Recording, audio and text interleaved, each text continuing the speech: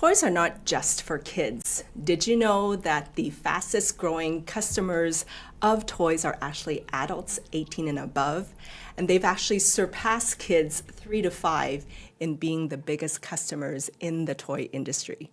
But when was the last time you held a toy in your hand? Did you ever wonder, how is this made? How is this manufactured? What is the engineering behind it? What is the manufacturing behind it? What is the technology behind it? And those toys that are gathering dust in your garage or attic, did you know some of them might be vintage toys that have value and might have become a collectible? These are all the topics that we're going to be diving into on this very, very special episode of the Tech Legacies podcast. Let's start the countdown.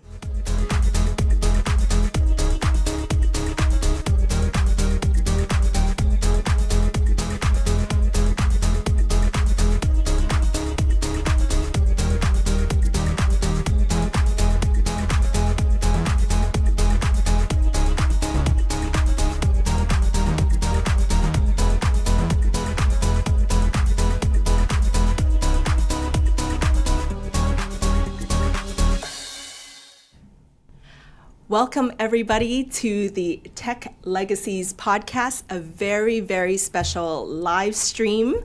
We are coming to you live on LinkedIn as well as YouTube.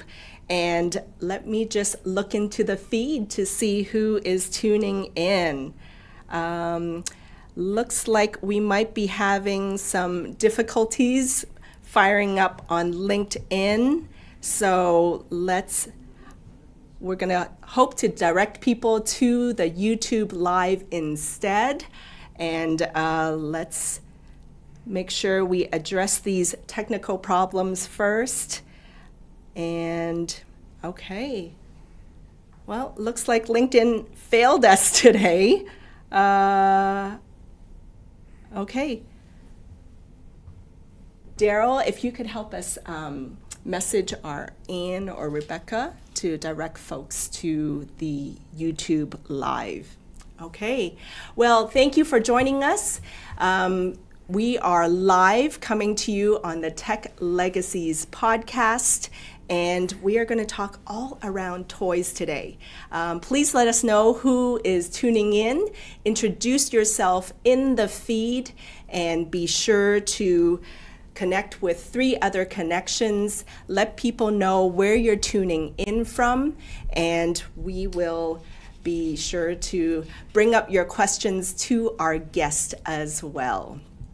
Okay, and in the comments of the feed, you are going to see Ann Small as well as Rebecca Pulford. Ann Small is our community manager, and she will be managing the comments and making sure that we address all your questions as well. And also in the feed, you'll see Rebecca Pulford. She will be also supporting us. She is our marketing analyst. So this is a really, really special episode. My name is Fanny Dunnigan, and I'm the host of Tech Legacies. And this is a podcast where we feature tech leaders as well as STEM leaders and their career advice and insights. So thank you for joining us today. Okay. And let's just check back to see if it fired up on LinkedIn, and it did not. LinkedIn is failing us today, but at least we are going live on YouTube, so we will see you on the YouTube channel. Okay, so normally this is pre-recorded, but our guest is so special today that I really wanted to bring him on so that you guys can ask him questions as well on the episode. And that way it becomes an interactive way where we can ask questions of our guest. And I'm going to introduce him real soon. But I just wanted to check real quick who is in the feed. We got Daryl Stevens in the feed. He is tuning in from our YouTube channel. And We are excited here. Okay, so I want to introduce you to our very, very special guest. His name is Jacob Miles. He is the CEO of Map Digital Network and former VP at Hasbro. Jacob, welcome to the Tech Legacies podcast. So excited to be here. Thank you for having me. Absolutely, absolutely. Despite the technical difficulties, I want to continue on with the show and let everybody know that we will have a replay of this as well. So lots to do there. So Jacob, tell people a little bit about your background, how you came to be one of the engineers that are behind the Kenner Star Wars action figures. Tell us a little bit about how you got started. Well, I grew up in Cincinnati, Ohio, and as an at-risk kid, and through the help of others, I entered a program for at-risk youth that was sponsored by General Electric Aircraft Engine Group and the University of Cincinnati, and went through their engineering apprenticeship program and became an engineer working at General Electric. And working at General Electric, obviously working on jet engines and so forth, which is sort of a more traditional engineering path. But found that a little bit slower moving than I liked, and ended up talking to some folks that knew some other folks, and ended up at Procter & Gamble doing tooling and designing tooling and so forth for consumer packaged goods. And then that led me to work for Kenner Toys as a liaison engineer, and then as a mechanical engineer, design engineer, and operations executive. So once I found toys, which I had no idea that there was engineering jobs in toys at that time, I said, I'm home. I love that. I love that. So tell the audience a little bit of some of the cool toys that you worked on throughout your career, Jacob. Oh, my goodness. At Kenner, I'm sure everybody knows Play-Doh and Baby Alive and Easy Bake Oven and so forth, which are traditional toys, Spirograph and things like that. Were pretty basic toys. And then Kenner pioneered licensing of TV, film, and other media. And so we did a little thing called $6 Million Man.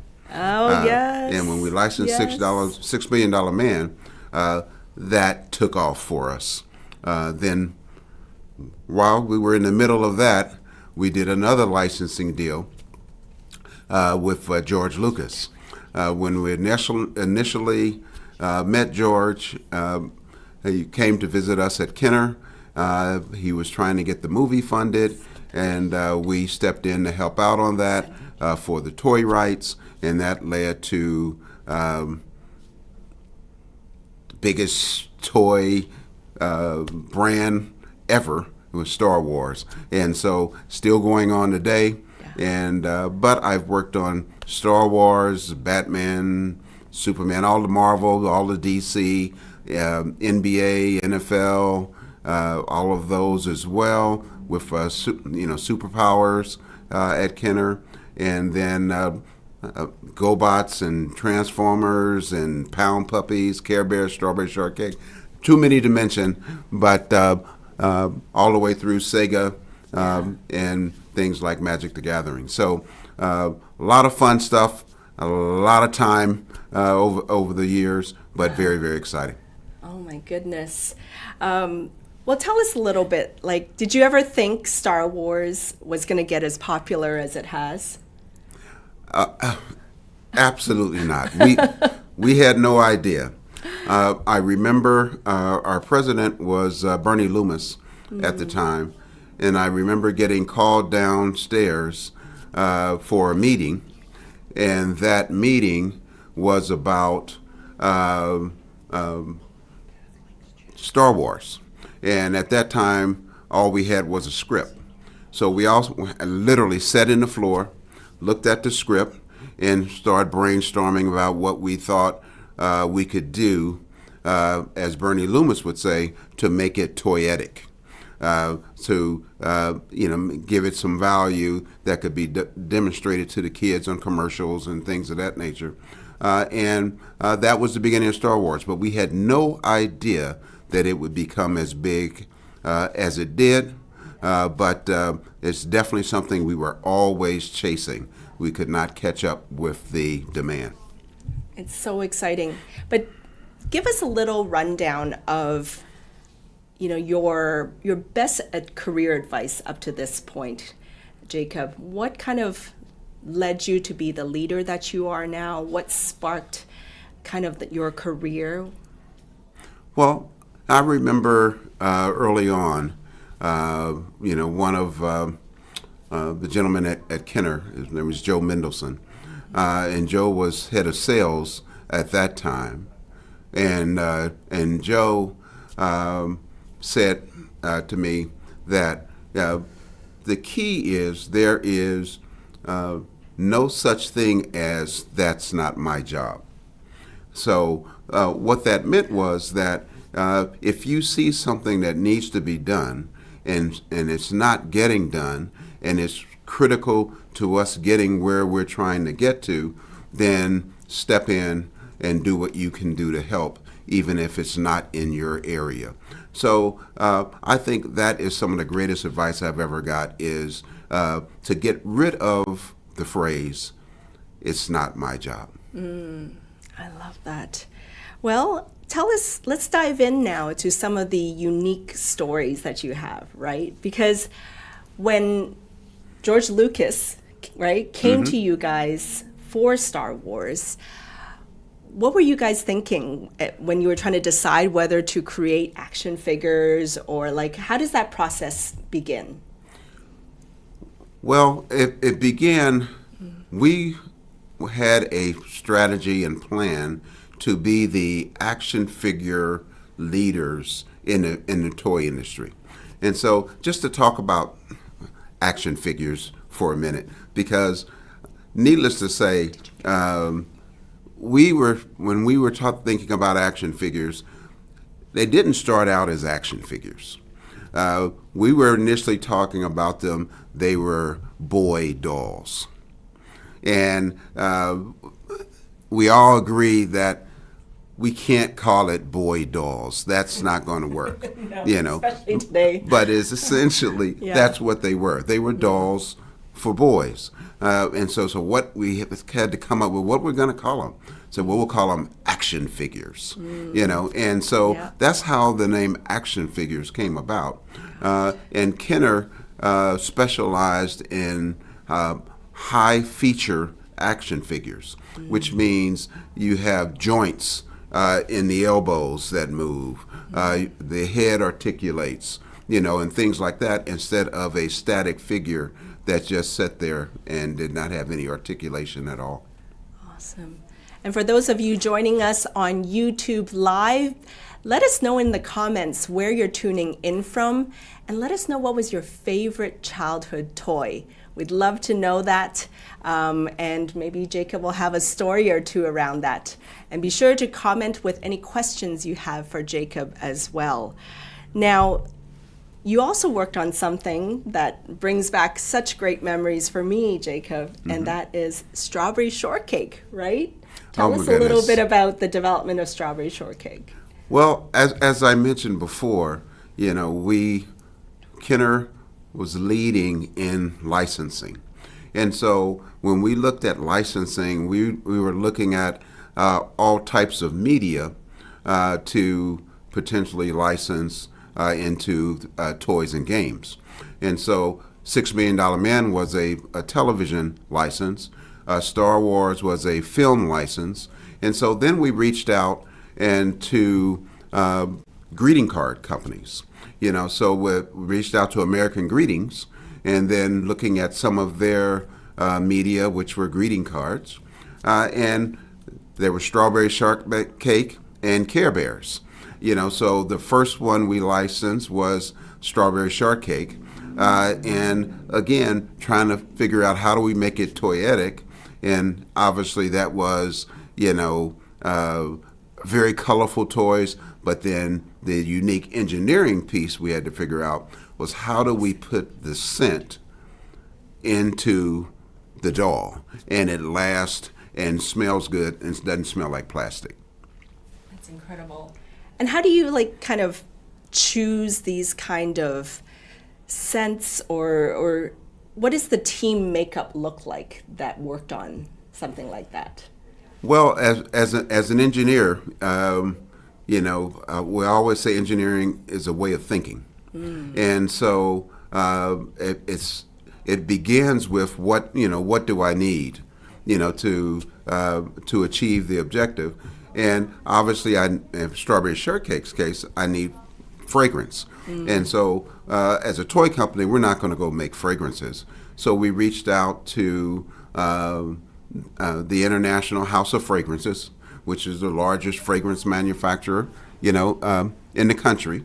And we sat down with them and talked about what we wanted to do and how we could formulate and re-engineer their fragrances to work in PVC, because we were molding the characters, in PVC. And then, how do we introduce that into the manufacturing process and not destroy the fragrance, because the PVC is hot when you're molding it. We didn't want the fragrance to smell burnt or anything.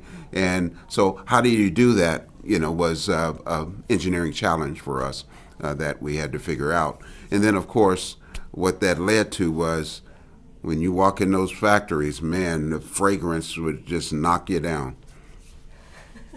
I can only imagine what that's like, Jacob, is to have you walk in and smell, what were some strawberries? Strawberries, a lemon meringue was one of the characters. Orange blossom was one of the characters.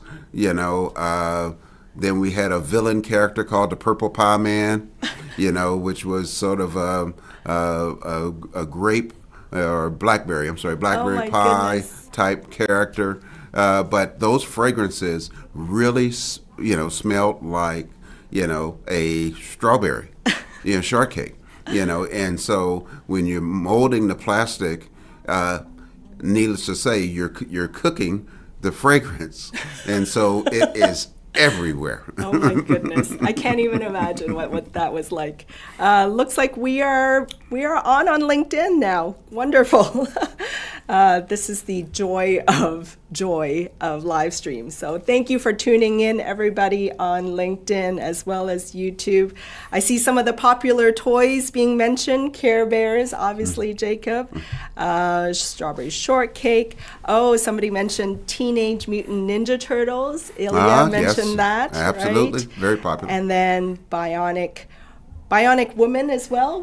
Yes, we followed the $6 Million Man with the Bionic Woman, because obviously that show came out, which was very, very successful as well. And one of the first TV shows featuring a woman that turned into a toy, and a toy that awesome. Was an action figure female character that was popular with boys and girls. I love that. Well, we want to play for you a video to give you a little background into Jacob's career, as well as some of the things that he has in his collection. This is actually taken from NBC. We found this video on their YouTube channel, so let's play that now. May the 4th be with you. Get ready to hear that a lot this Saturday, the annual celebration for fans of all things Star Wars. To celebrate, Heritage Auctions is putting this extremely rare action figure of Boba Fett from the movies up for bids. They expect it to sell for more than $250,000. The man who created this toy and thousands of other iconic toy lines lives right here in DFW. NBC5's Keenan Willard takes us inside the workshop of Jacob Miles, the Grapevine Man, known as the Prince of Play. I'd have to say Star Wars is my favorite. These I had at Kenner in my Kenner office. Jacob Miles's office is a treasure trove filled with rare action figures from Star Wars, Care Bears, and Pound Puppies. But he's not just any collector. Miles created these toys, some more than 40 years ago. I was Santa Claus to all my nieces and nephews because I make toys. Miles grew up in the housing projects of Cincinnati, Ohio, using a program for at-risk kids to graduate with an engineering degree. He started working with aircrafts and machine tools, but always wanted something more. It wasn't happening enough, if you will. Wasn't enough energy around it. In the 1970s, Miles found his calling, working for Kenner Toys. Ideas for toys would be pitched to the company, and it was his job to bring them to life. You got to bring it out. You got to make them love it. You got to touch the heartstrings. Over the course of his career, he created classic toys like Strawberry Shortcake and the $6 Million Man. And he was also part of the team that met with a young director named George Lucas, who had an idea that would become one of the most iconic franchises of all time. We sat there, looked at the script, and we decided to fund the movie. Miles built the Star Wars spaceships and action figures that millions of kids grew up with. And then he tapped into a market the toy industry wasn't meeting. I created my own toy line. I created my own toy line called Cultural Toys. Miles started a company aimed at bringing more diverse toys to shelves, earning recognition for his efforts to let black and brown kids finally see themselves in the toys they were playing with. Today, he's still hard at work creating new toy lines. Miles's wife calls him the Prince of Play, saying he'll never grow up or stop bringing kids' dreams to life. It was always tremendously rewarding to see the stuff that you traveled the world to make on the shelf. And it's just amazing to me that, like you say, it's still impacting people. Keenan Willard, NBC5. I feel like I should say thank you. I am saying thank you because I had some of those Star Wars Care toys. Bears, Strawberry Shortcake, just my childhood. Thank you, Mr. Brought Miles. joy to my childhood as well. Yes. Cool stuff. Prince of Play, they call you, Jacob. I love that. So I wanted to ask you a question that I see on LinkedIn right now from Trey Smith, CIO here in DFW. He asks, were the Star Wars figures injection molded in the USA? How many figures could a mold produce before it had to be replaced? Well, the initial molds, when we first started, and this is 75, 76, the molds were made in the USA. They were made in Erie, Pennsylvania, and up in Pennsylvania, New Jersey, that area. That was sort of the mold making area for toys and consumer products at that time. But probably mid to late 70s, early 80s, we started migrating making the molds to Hong Kong and Japan. And so because of cost and so forth. So initially it was U.S. But the injection molding of the characters actually took place in Hong Kong initially, and then we moved to new territories, and then we moved further into China, and mainly because the decorating on those action figures at that time were done by hand. Oh, wow. And that's intricate. That's very intricate. and we were our goal was to produce 4,000 to 5,000 pieces per shift. Wow. And they were running 3 shifts, so you're talking 12,000 pieces a day, so you can imagine my phone when the line went down. Especially because Star Wars was so popular, right? Oh my goodness. Just want to give a shout out to our audience here. I see Tracy Madison. Her favorite toys were Barbie Easy Bake Oven, right? And then Jackson Ball. We also have here shout out to Tyler Vasquez. His favorite toys were Hot Wheels, Tonka trucks, as well as Power Rangers. Oh, yes. So let us know. Comment the word toys in the comments below in the feed if you want to see more of these type of shows. This is kind of like our first time doing this live, and so let us know whether you like this kind of show, and by commenting the word toys. So I'm going to shift gears a little bit here, Jacob, because for every success, there's also trials and tribulations, mistakes, failures, because you're testing things out, right? As engineers, we're testing things out. What was a low point in your career, and how did you kind of navigate out of that? Well, my low point, especially as I thought about becoming an engineer, actually began in high school. In high school, my father passed while I was in high school, and I was in mechanical drawing class, and my instructor said, well, "Jacob, you're very good at this. What do you want to do when you get out of high school?" I said, "I'd like to become an engineer." And he says, "Have you talked to your counselor?"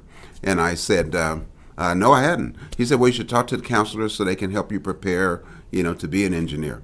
Well, my counselor disagreed that I should be an engineer. They asked me did I know any Negro engineers, and I said no, I did not. And they said they didn't. She didn't either, and therefore I should pick something else. How about history?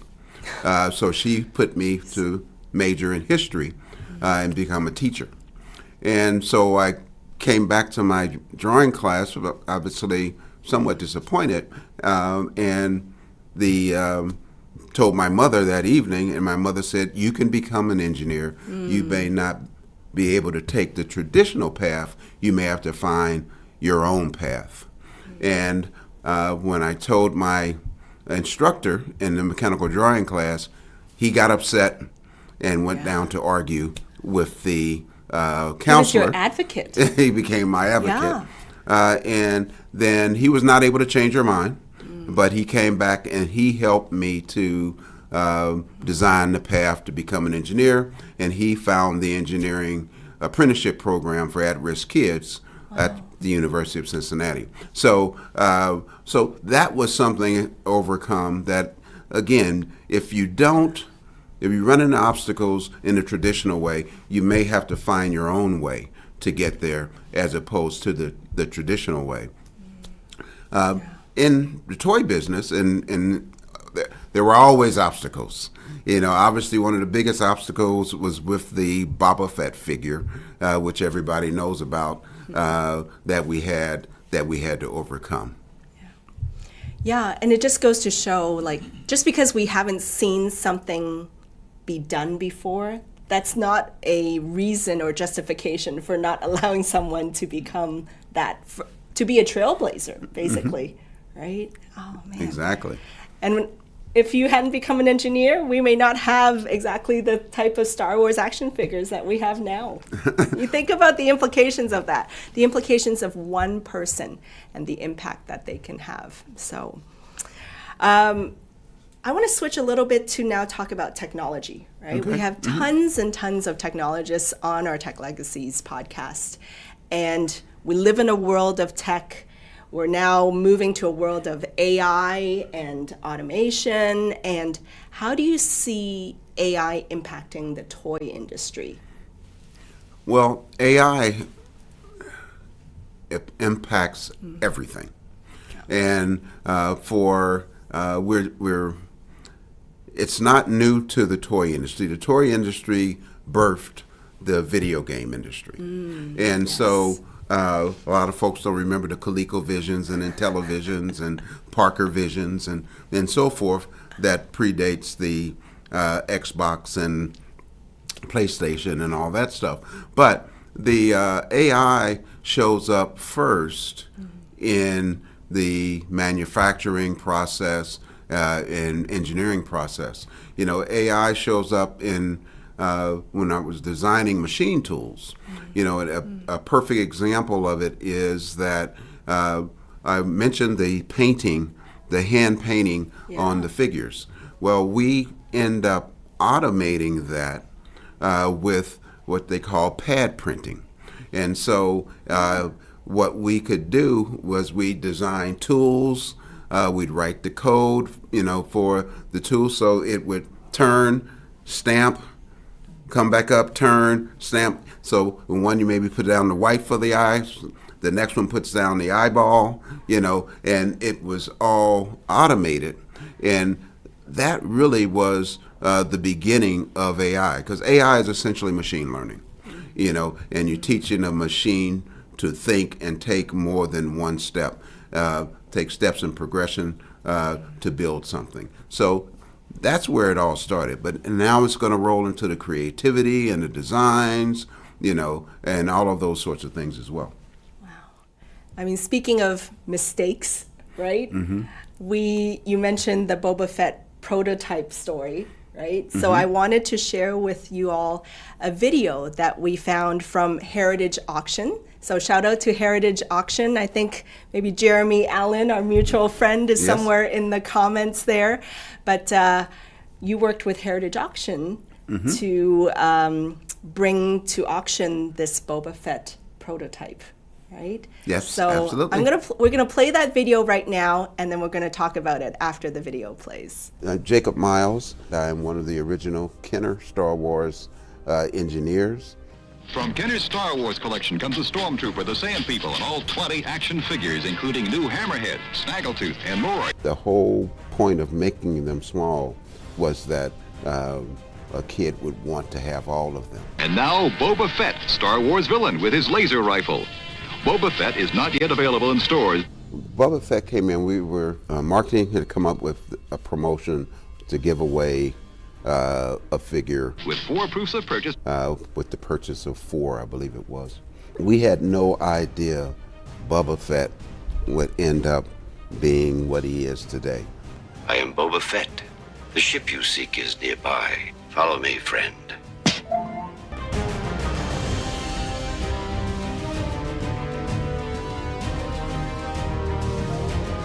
Projectiles were always touchy subject. We were seeing in the marketplace that other people were doing it, and particularly Battlestar Galactica was doing it. Vipers on target. And nobody was having any problems. So we convinced quality that we could do it, and we could do it, better and safer. Big discussions, but nonetheless, they agreed for us to do it.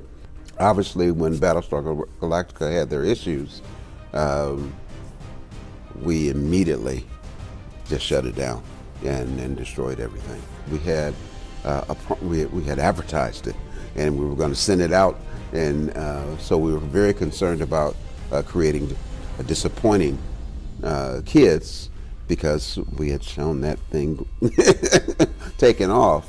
But Carl Wojan, our head of safety, said, well, you'll have a bigger concern if you ship it.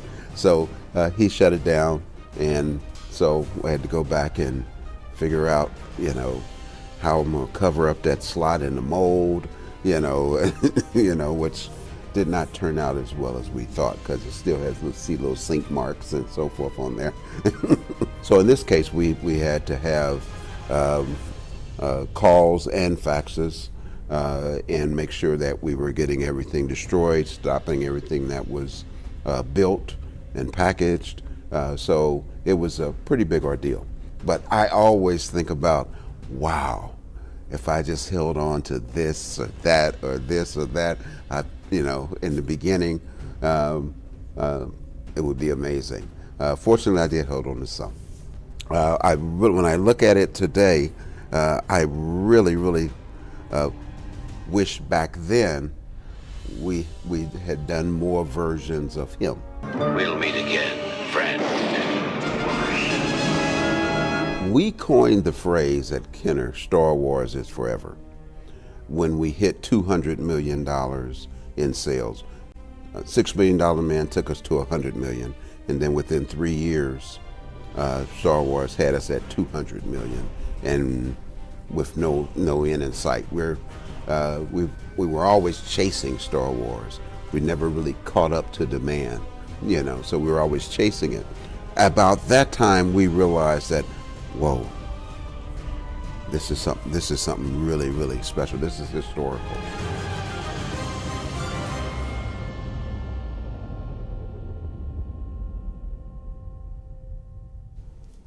Okay, Jacob, what did that Boba Fett prototype end up selling for? Well, that particular one, and there are several prototypes out there floating around, but that particular one, they had an estimate for of $200,000.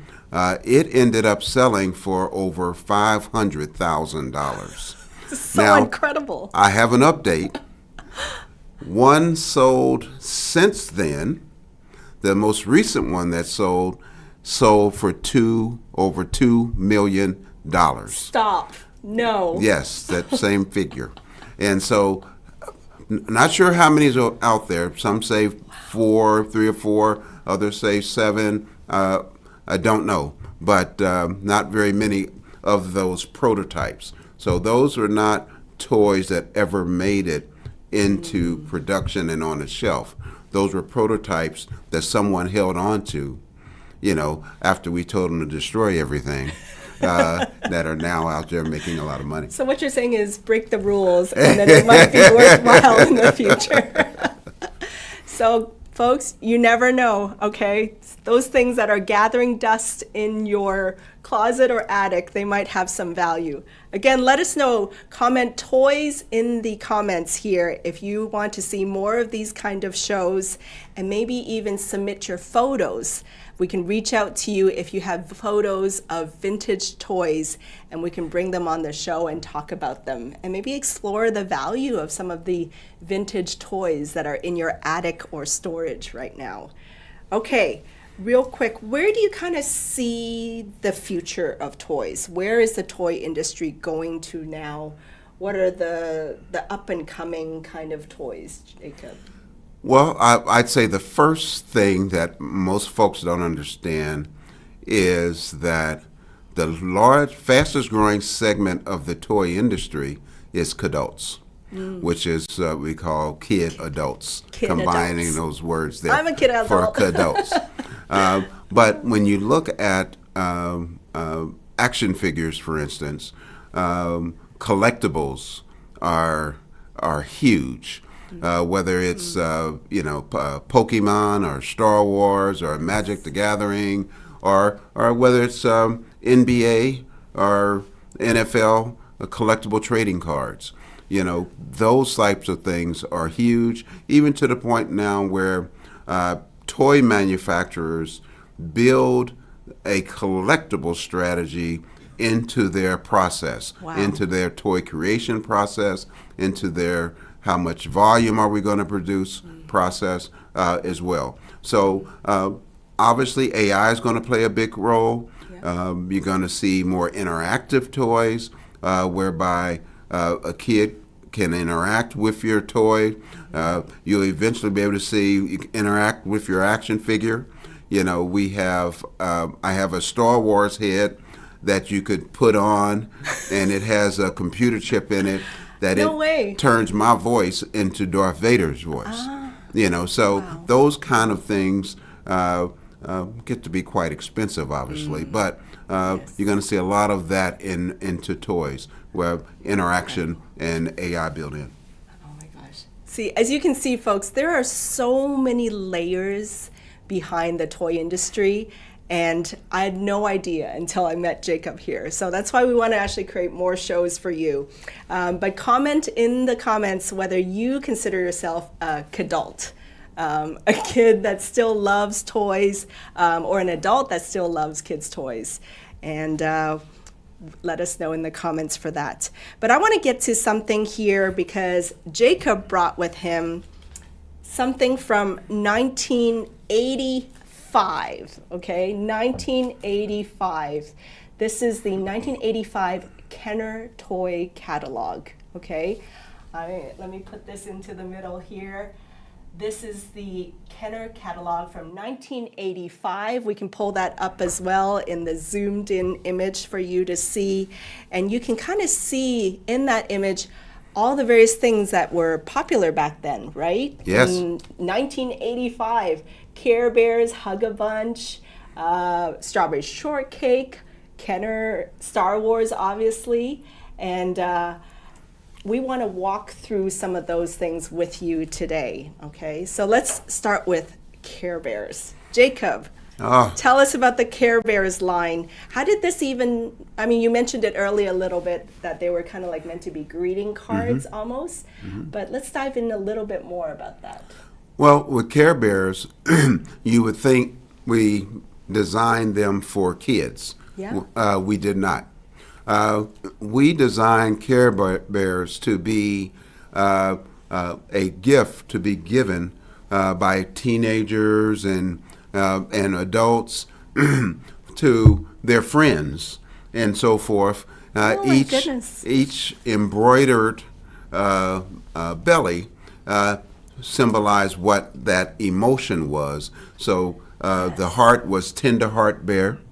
You know, you had the storm cloud was Grumpy Bear. Yeah. You know, so Let's do a zoomed in view. If we go to the next photo there, we'll see the zoomed in ones. Yeah, absolutely. You know, so you had they represented all of these feelings. Now, Care Bears, the engineering behind Care Bears, you know, what a lot of folks don't understand.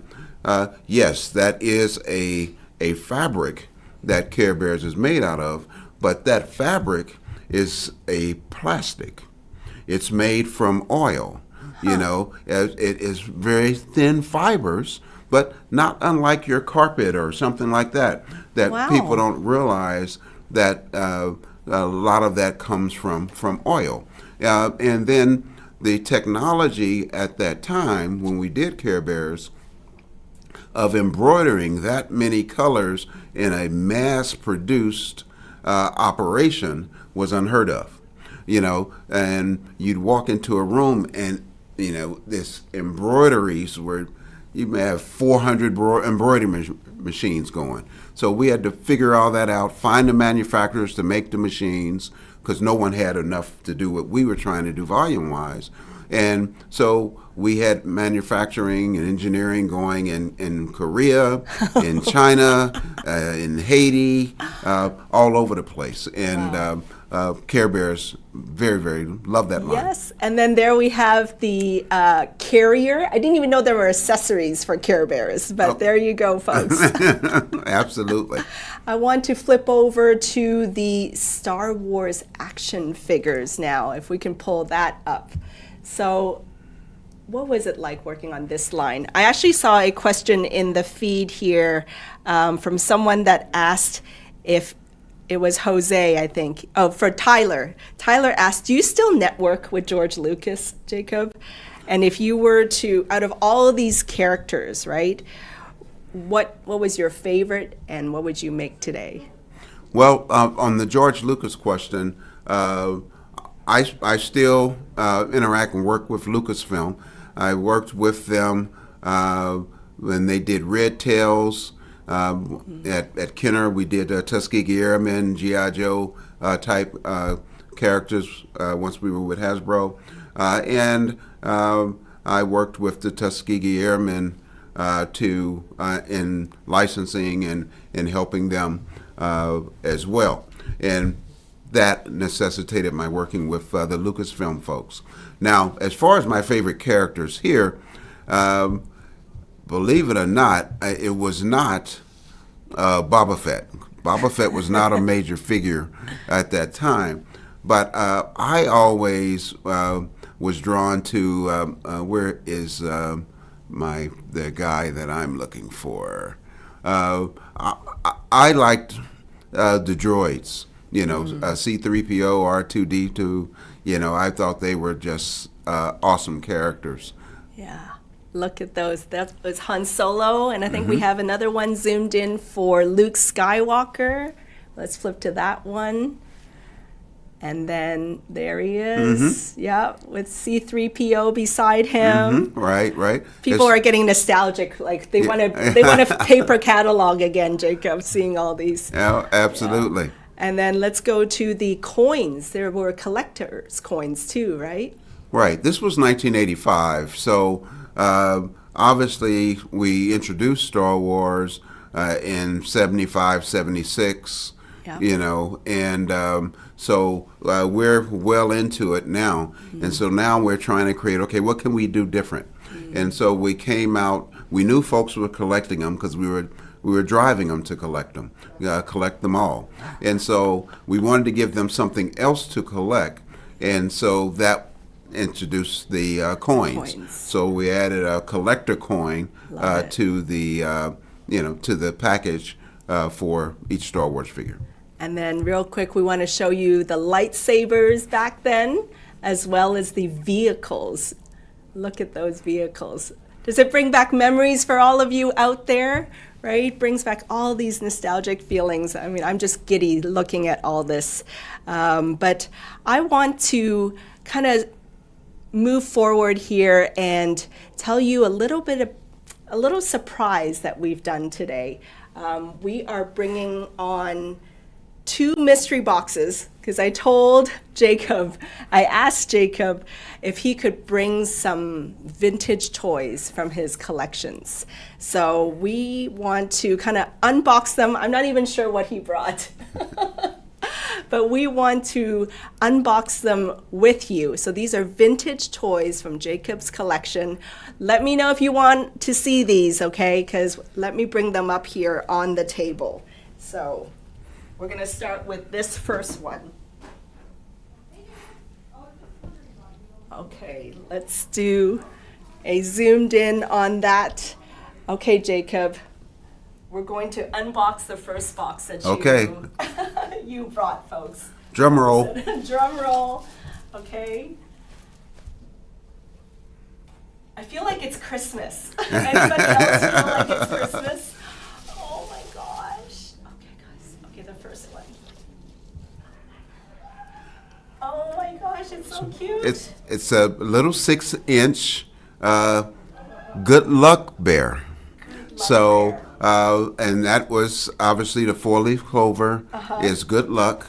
Yes. And we brought that out around St. Patty's Day, of course. Perfect. You know. Yes. But some of the unique things that with Care Bears that are different from Kenner and the original Care Bears from the ones today is that you see the little tuft of hair. Yes. Let's hold it up. Yeah, have a little tuft of hair here at the top.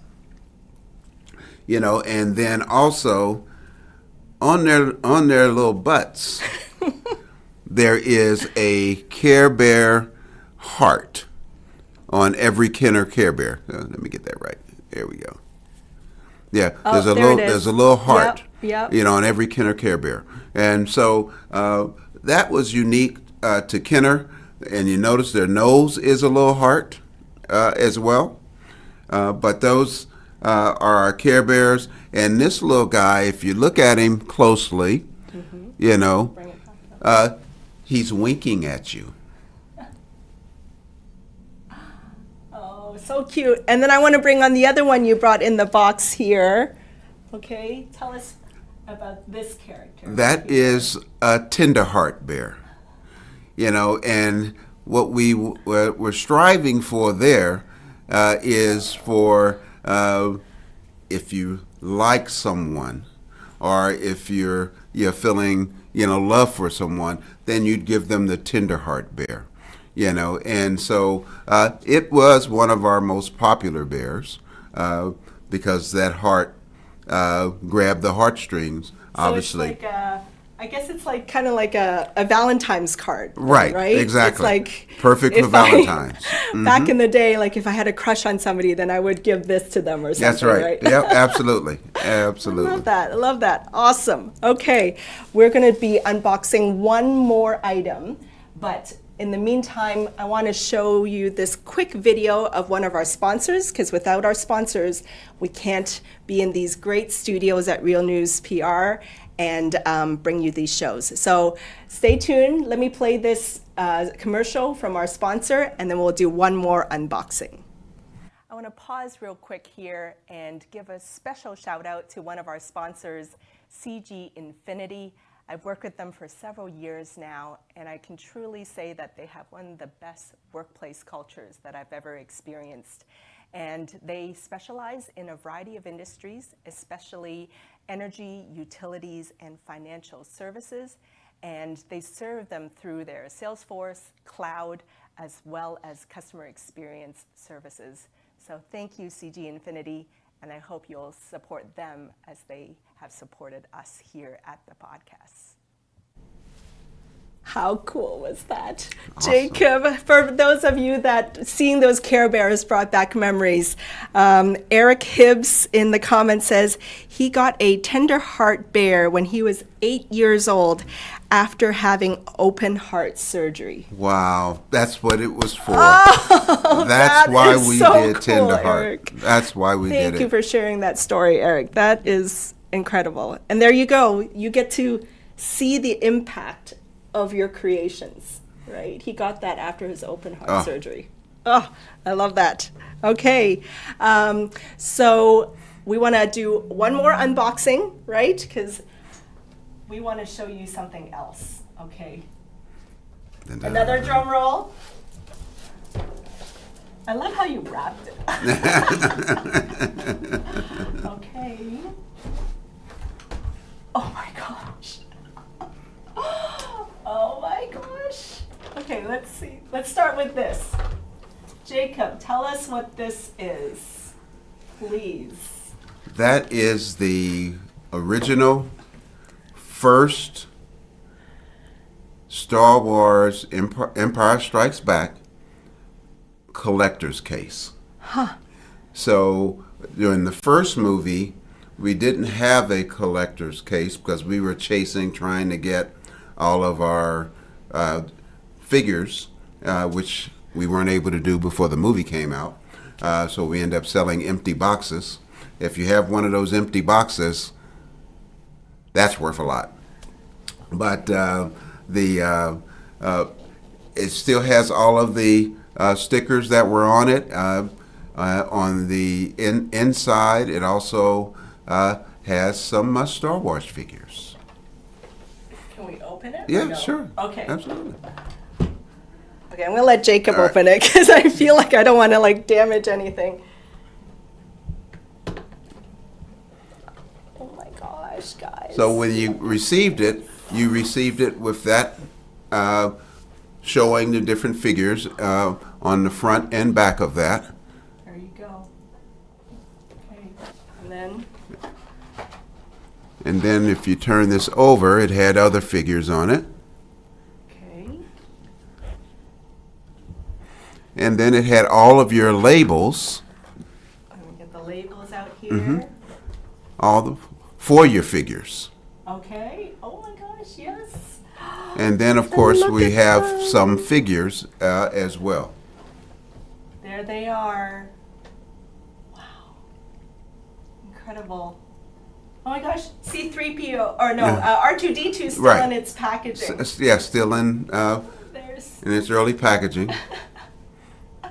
There's R2-D2. Oh my goodness, this brings back so many memories.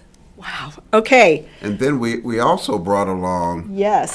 the Star Wars figures with the coin that we talked about. Tell us about this one. Now, that has again a special collector's coin, and these we really were excited about it, and the coins were very popular, and we included them with all of the major figures, and I brought 2 of them along today. Let us know if you have any of these items. Drop that into the comments. Oh, there he is. R2-D2. Absolutely. So cute.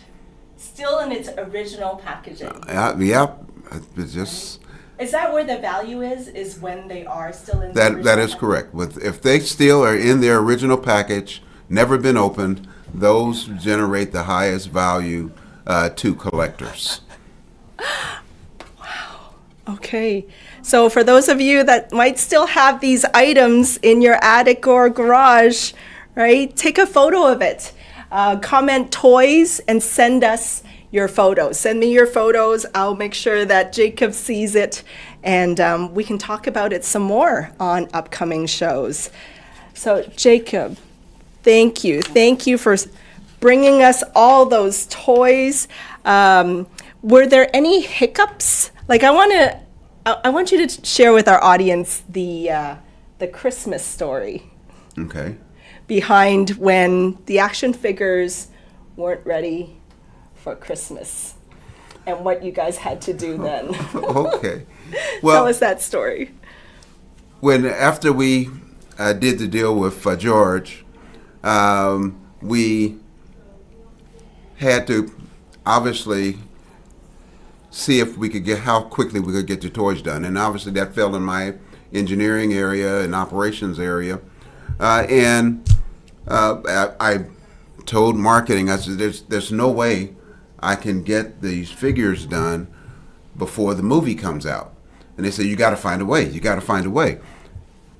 I said, "Look, I got to build molds, and so I went through the process of everything has to be done before we could make a figure, and so marketing decided, okay, what can we do? And so we were at a loss.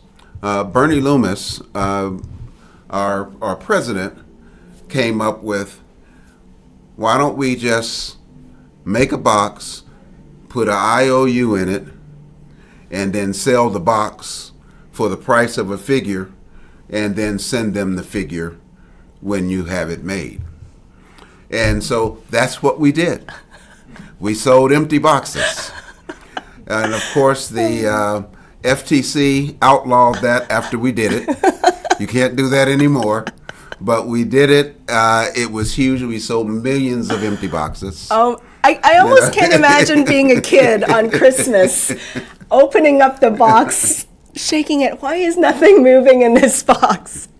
And then it was empty. But I bet when they finally got it, it was an IOU. Yeah. Again, those boxes right now, if you had one of those, that is a huge value. Oh, yes. If you had my that empty gosh. box never opened, would be huge. Oh, my gosh. But yeah, that was the original. That was the first of its kind, and Bernie Loomis was a risk taker.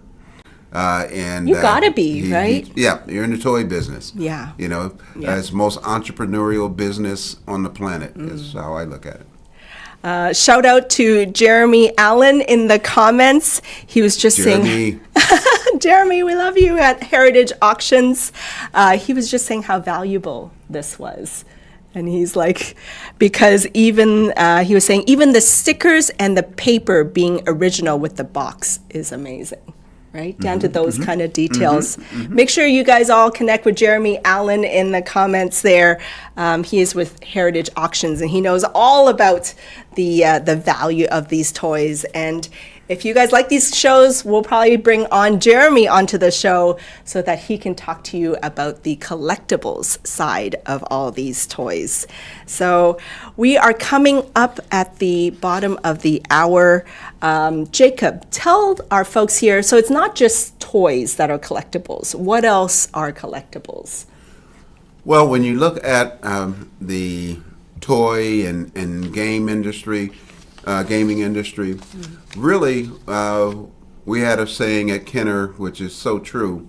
All toys are reflections of life. We look at what people are doing, and then we see what we can make out of that. We can exaggerate it, or we can simplify it. But it's just reflections of life. So when you look at things like old video games, like the Sega game systems that I was involved in, and those cartridges and so forth, those unopened, unused are collectibles. When you look at the trading cards, you look at the sports trading cards, the sports jerseys, signed and vintage, and I have to stress vintage, because if it's something you bought at the store last week, that's not a collectible. Okay, so rarity Pokemon cards, Magic the Gathering cards, and so forth. So collectability can go across all types of toys, from the plush toys to the play sets to the figures to the ships to the posters, all of those type of things. But anything tied to a celebrity, usually that's going to be pretty collectible as well. So if you want to hear more about all these collectibles, send us some of your photos, okay? Comment toys in the comments, and we'll reach out to you and have you submit some photos of some of your old vintage toys as well. Okay, so we're wrapping up here, Jacob. Any kind of advice for those that might want to start collecting? Yes. What should they look out for? Well, I think the main thing to look out for is popularity. Because if it is popular and limited, okay, if it is zillions of them out there, then it's probably not going to be very collectible. Anything signed, by a celebrity, obviously is also very important as well. But the collectible market is absolutely booming right now. And I don't see an end to that, especially as it refers to vintage toys, vintage comic books. Star Wars comic books are very collectible, especially those that were done. I think there's 108 different comic books that were done in the initial Star Wars collection by Marvel. Wow. Those are very, very collectible. Okay. So, very exciting, folks out there, if you want more shows like this, let us know. Comment toys in the comments. And I want to thank you, Jacob. Thank you for sharing all those incredible stories. Thank you for taking us on this journey through our childhood. Thank you. Absolutely. Thank you for having me. Yes. As we dealt with 1985 today. Let us know, as we can go backward. We can go back and do a catalog from 1975. My goodness. 76, 77, 78, 79, all the way through.